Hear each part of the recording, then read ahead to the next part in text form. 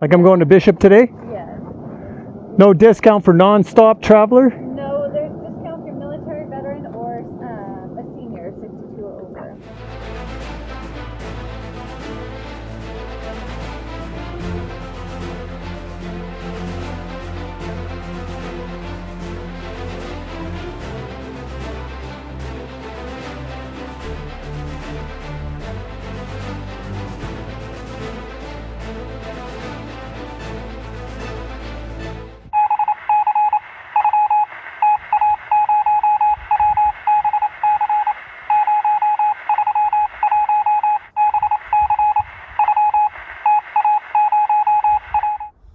Ooh, here we are. We're on Sawmill Mountain, right next to Yosemite National Park. It is 7 a.m. and it's cool out. And there's a little breeze, which makes it even cooler. So I was pretty good. 2 in the morning, need to go to the bathroom break. Okay, run out, run back. You know how that is. Anyone who's gone camping knows how that is. And then I seem to wake up probably every, let's say probably about every hour. And I had to move and get a chill, so it's still a little cold.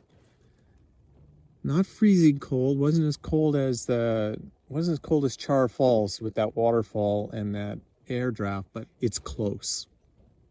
And you can feel it. Like even right now, my hands are out here in the open and it's cool. I can really feel it. It's that little thing blowing there. Yeah. And so I've been up probably every hour since about 3 o'clock in the morning. Wake up for a little bit, shake, move around, try to move, rub the feet together, get them warm again, rub the knees together, get them warm again. So it's been a bit of a struggle, but that's all right. Today we're going to go to Bishop, and from Bishop south, all the weather forecasts show the temperature does not get anywhere near 10 degrees at night. I only had 1 bar, so it was nice. I could actually talk to Winsa before bedtime. That was kind of nice. Well, probably get up, get some clothes on, external clothes, warm them up, have breakfast, pack up, do a slow drive. Keep the wind chill down. Keep the wind chill down. Oh, keep the wind chill down. Yeah, there's a little breeze out there because the tarp is flapping. Do I have to get up? I've been in here since probably about 7 or 7:30.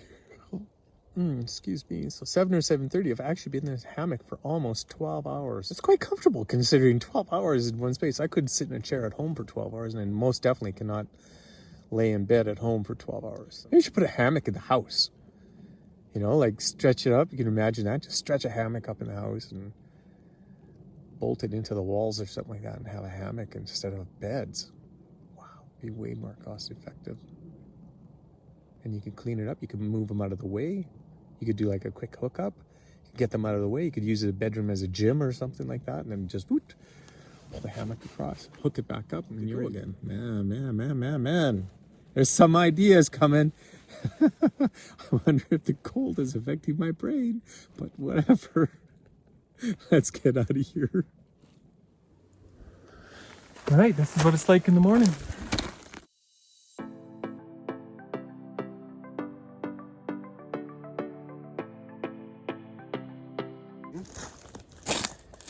This is my armor. I put this on my knee.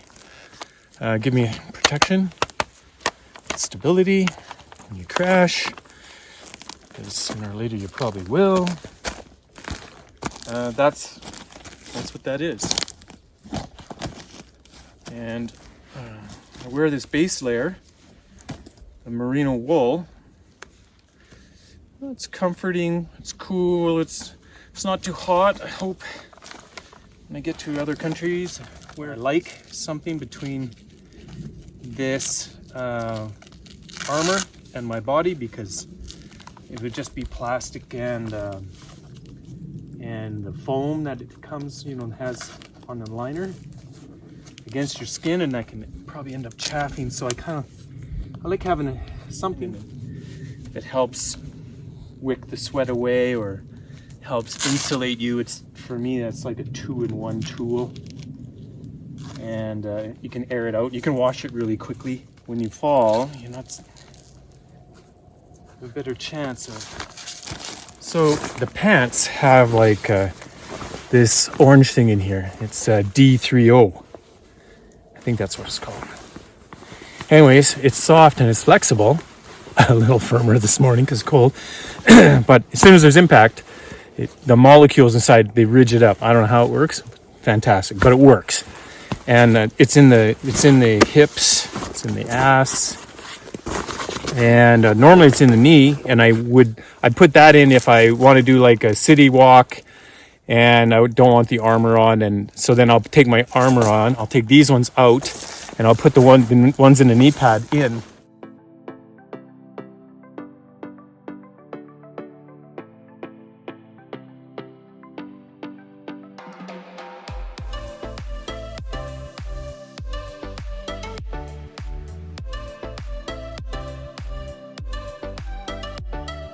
I'm going to do my morning exercises that I do for my arms and shoulders, mostly my shoulders. So I do 200 of these in the morning, and I do 200 of these in the morning. I do 200 of these.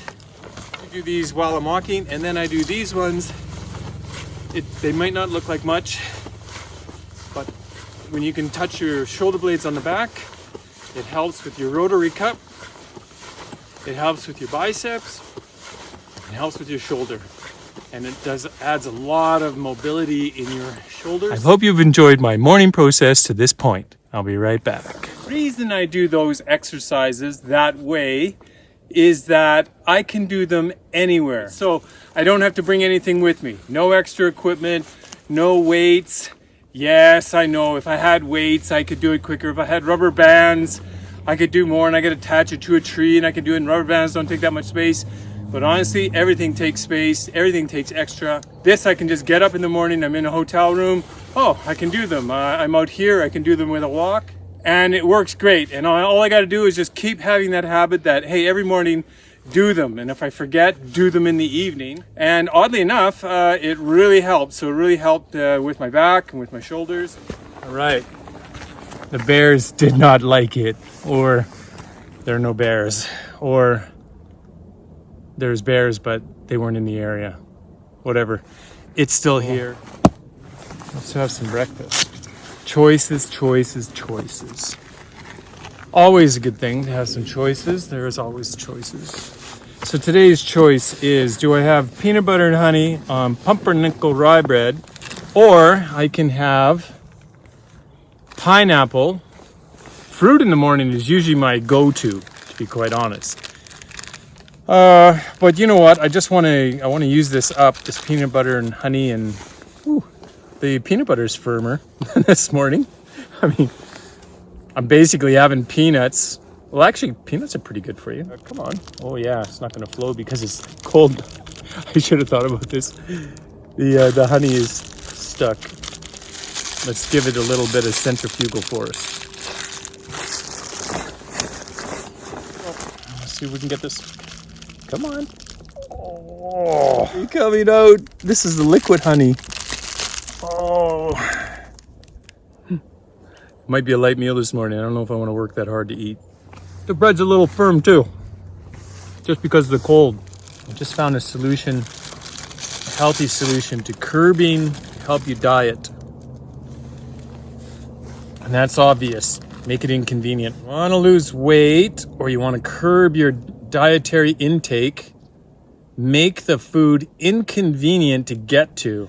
So you just go, I don't really want to do it. But then don't put so much in there that when you finally get to, you go, I'm going to eat as much as I can because next time is going to be so hard. So make it inconvenient to get to, but then don't make it a lot of food there for you to get to as well. All right. That's breakfast. That's good enough for now. We'll see what comes next. So you might want to know how on the earth I charge my batteries when I do this kind of stuff that's more remote. Obviously, I don't have a plug-in. and your batteries die, and everybody knows their phone's dead by the end of the day. Well, mine's running to GPS during the day, video during the day. It's guaranteed, it's flat out and burnt out. And I want it to work because I want to know how to get around and do stuff. So you need a couple things. You need some Velcro strip lock, thanks to Robert, and I used a bungee cord, thanks to Lloyd. And in the spirit of always trying to improve, socks are not waterproof. So I have found these rubber gloves at a hardware store. Well, not standard, but pretty tough, pretty comfortable, but waterproof. I sliced a hole in the side of it, right here, if you can see that. And I put this in. This is just the adapter for this adapter. So this plug-in is attached to my battery. So inside the glove, this adapter has 3 USB ports. I can attach it, plug it to the Garmin. Now, if I do it right, by the end of the day when I show up at a campground, everything is charged. So then I can use it all evening long. I can run the phone, then I can use one of these, and I plug it into my phone, and it charges, and it runs the battery from here. When I do it right. When I do it wrong, I don't get any power, and it just has to sit and charge on the bike. Now, it runs the battery from the bike, whether the bike is turned on or off. Now, that doesn't sound like a problem, but that's a problem. Because if I kill the battery, like if I drain the battery, I don't know exactly how much power is in a battery, but there's not a lot, because they don't survive a couple of months of sitting idle. So I don't know how much is in there, but I got to make sure that there's always enough. I'm paranoid. There's got to be enough so the motorcycle can start. If the motorcycle can start, I can drive anywhere and I can charge the stuff up, or I can drive anywhere. But if I'm out in the wilderness and the battery's dead, I better have a hill to run down, to kickstart the bike, to push start the bike, or I'm screwed. That's there. This is the power adapter. I just plug it in, put the waterproof sleeve on it, so that's good. I take their little adapter, I stuff it down in the bottom as far as I can go. I just take these batteries, put them in there. All right, and I'm gonna drag one wire out. That's gonna be for my phone. Water resistant, because I don't think it would be waterproof, especially with a wire hanging out. All I do is I do like you would with a dry bag. I'm gonna do it your way. I just do a roll top on it. Like that. A roll top.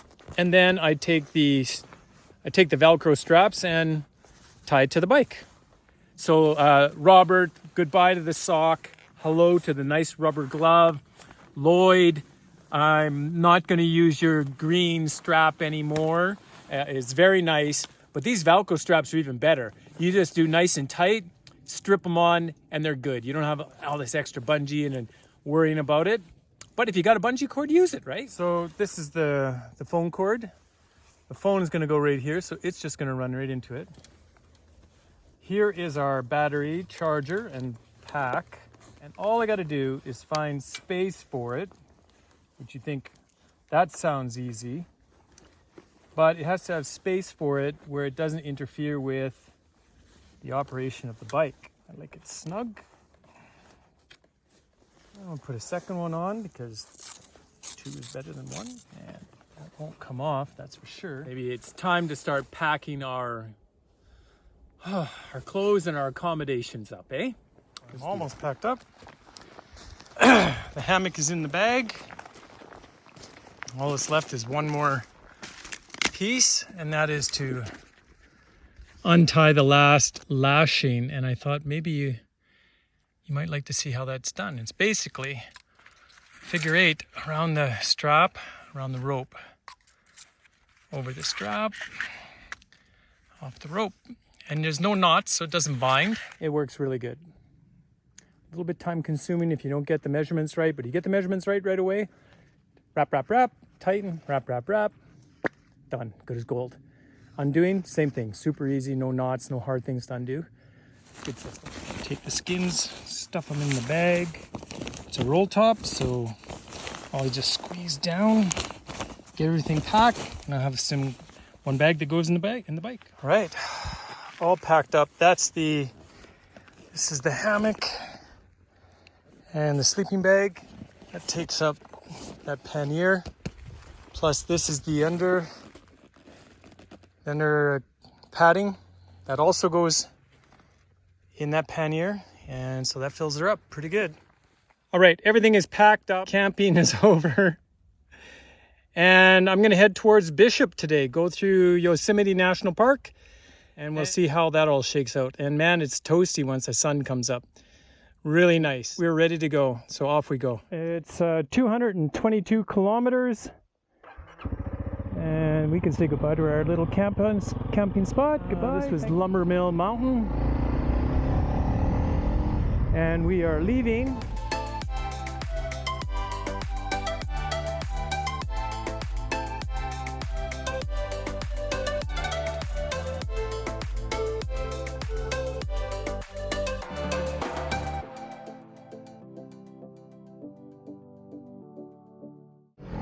Nice little camping spot thanks to Overlander.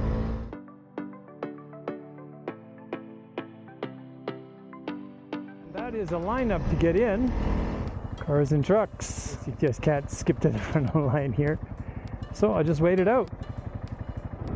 Good day. You guys have an annual pass? I do not. Okay, $30 to enter the park. For 7 days. Okay. Is it the same if you're just going straight through? Like I'm going to Bishop today? Yes. No discount for non-stop traveler? No, there's discount for military veteran or a senior, 62 or How old? 62. I got to go home and wait. All right. Can the tap work? Yeah, totally. Long day for you? Not too bad. Not bad. It'll be better once I get off work, but you know. Oh yeah? What time do you get off? We can't say. We're here until the roads close eventually, which is never, so we're always here. So you're always here, no time off ever? No time off. Oh man, that's like military. Well, you're doing a good job. You're very friendly. All right. Have a great day. You're welcome.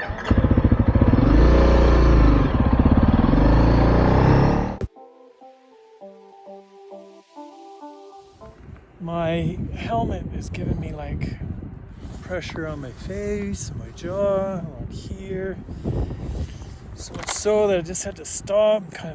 It's like having it's like having a toothache, but around here, and in here, both sides. And now I'm gonna have some pistachios. The drive through Yosemite so far has been really nice. I'm on this Tioga Pass, which means I'm not going to go through the village.